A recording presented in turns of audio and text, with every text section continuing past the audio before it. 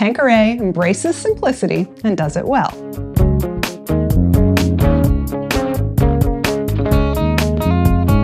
Hello and welcome to My Tiny Bottles, the project where I'm exploring my grandmother's legacy of miniature liquor bottles, one tiny bottle at a time.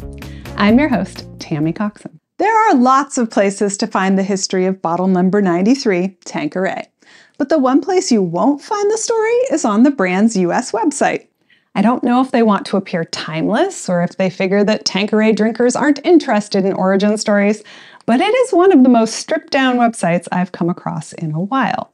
Tanqueray is also a pretty stripped-down gin, at least by modern standards.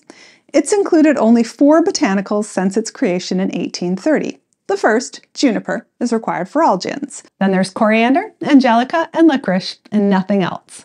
Other classic gins might contain 6 or 7 different botanicals, and modern ones might have a dozen or more. Tanqueray embraces simplicity and does it well.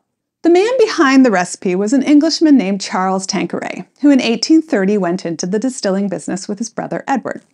The Tanqueray archivists, with access to Charles' diaries, describe him as a scientific inventor type. As such, he kept good notes, which reveal that he experimented with different recipes before settling on this simple but carefully balanced combination. The 1830s were an exciting time for gin making in England. The dark years of the gin craze were behind them, and gin making was a more reputable business. Also, technology was changing, and the introduction of the coffee still and continuous distillation was completely transforming the gin landscape. Before these inventions, it was hard to get a very clean spirit, and gin was often heavily flavored and sweetened to cover up any off notes. Now, though, gin makers could start with a neutral base alcohol, allowing the botanicals to be the star of the show. Charles Tanqueray would be at the forefront of this transition and was one of the first distillers to produce gin in the style that we today call London Dry. Charles died in 1868, and the business passed into the hands of his son, Thomas Tanqueray. He did well, and the business grew, but the gin industry in England was really crowded, and there were many gin distilleries in London. Staying competitive meant getting bigger, so in 1898, Tanqueray Gin merged with Gordon's Gin to become the largest gin company in the world. Tanqueray was already an export product, and the merged company decided that the Gordon's brand would focus on England, while Tanqueray would seek to dominate the US market, which they did, until Prohibition got in the way. Tanqueray did what they could to fight that, donating $1,000, equivalent of about $20,000 today, to the anti-dry forces. But in the end, Prohibition was actually good for business, driving demand for well-made gin. Like Bottle 78, Gilbey's gin, Tanqueray was almost certainly exported to just outside the 12-mile limit and brought illegally into the US. It came roaring back post-Prohibition and has remained one of the top-selling gin brands in the world since then.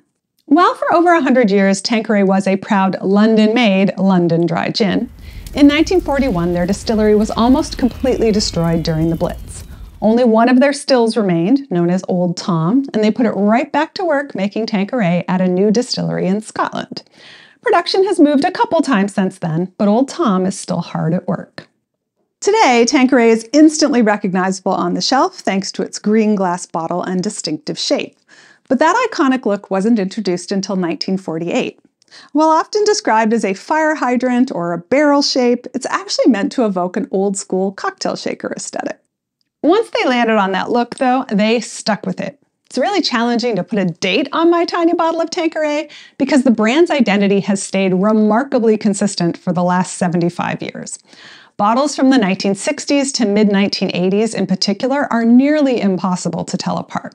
My bottle is Canadian, which has the benefit of adding a couple clues with metric units, mandated in 1972, well before most of the rest of the world, and dual language, required in Canada as of 1976. On my bottle, the company information at the bottom is printed in white on black, and in the late 1980s that changed to white on green. So I'm going to say mid-1970s to mid-1980s for this one. Like the only other bottle of gin I've discovered in Grandma's collection so far, this one is showing quite a bit of evaporation despite its glass bottle. So while I don't expect it to be a star of the collection, I'm still looking forward to comparing it to the modern version.